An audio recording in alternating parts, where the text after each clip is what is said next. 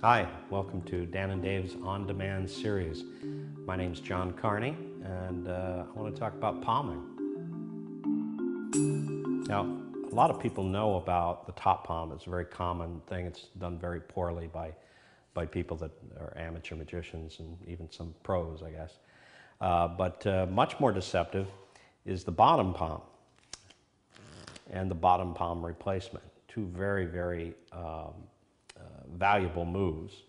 Now that's good if you're palming one card. That's a variation by Cliff Green, a technique by Cliff Green. But also there's the bottom palm when you palm multiple cards, so you can palm off 4 aces and have the deck shuffled and whatnot. And the beauty of this is that they can stare right at the fingers and there's no movement of the fingers as you palm the card. It's not a big grabbing motion as you do that. So the technique is really beautiful, refined technique.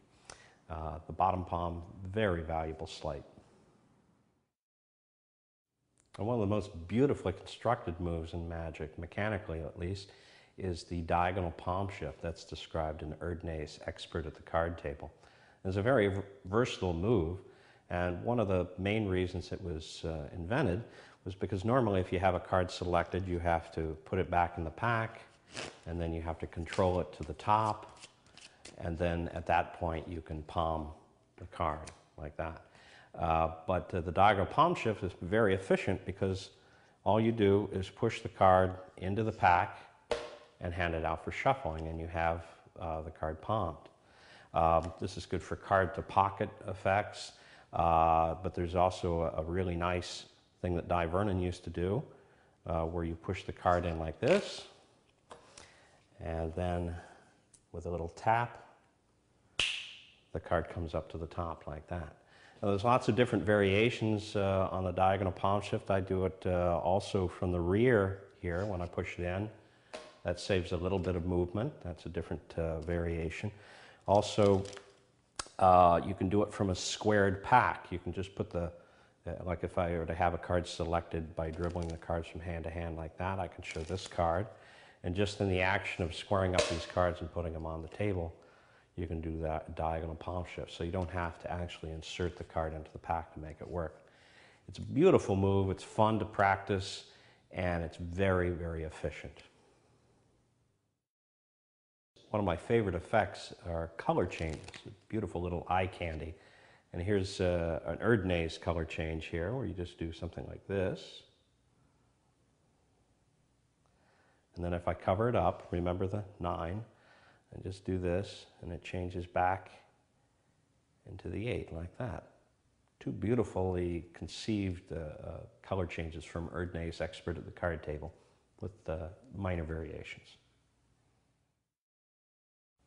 Dai Vernon was one of my favorite magicians and certainly one of the greatest sleight of hand artists ever. And he loved palming cards, different techniques for palming cards, and getting them in different positions in the hand is good for different circumstances. Now, if he did a cards to pocket, he might wave his hand over the pack like that and then reach into his coat and produce the card. And in this natural action of dropping it from one hand to another, he could palm several cards into a flat palm, which is a very difficult position to get into in a natural manner. So that's just one variation on the flat palm. Here's a nice little variation of a trick shown to me by my friend Alfonso. It's just to show you the concept here. They can pick either one of these cards, red or black. Let's say they pick the 8. So the 8 goes in my pocket, and that leaves me with the 9. Okay, but just a little flick like that, and now the 8 is here, and the 9 is in the pocket here. That's done with a cop.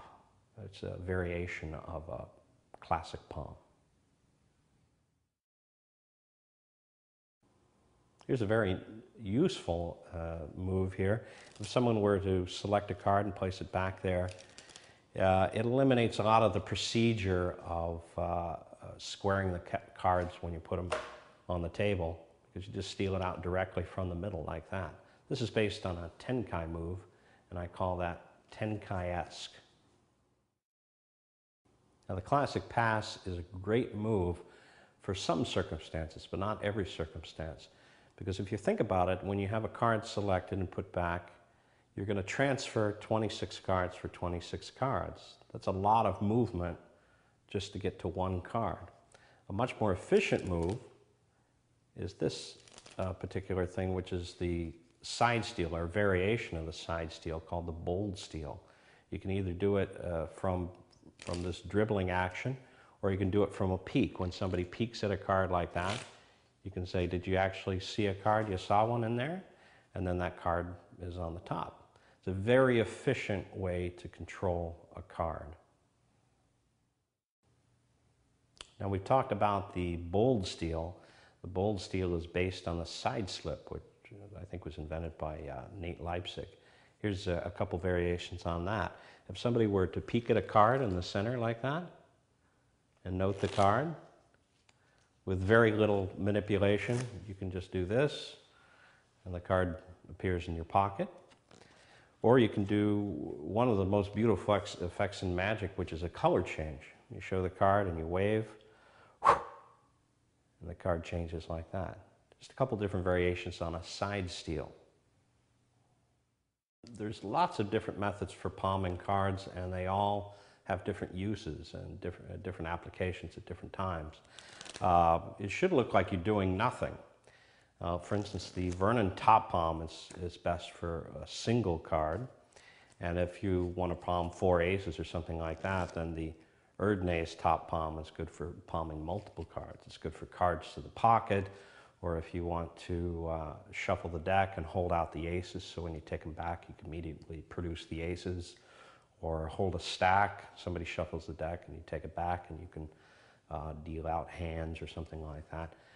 But a very, very versatile move for the top palm.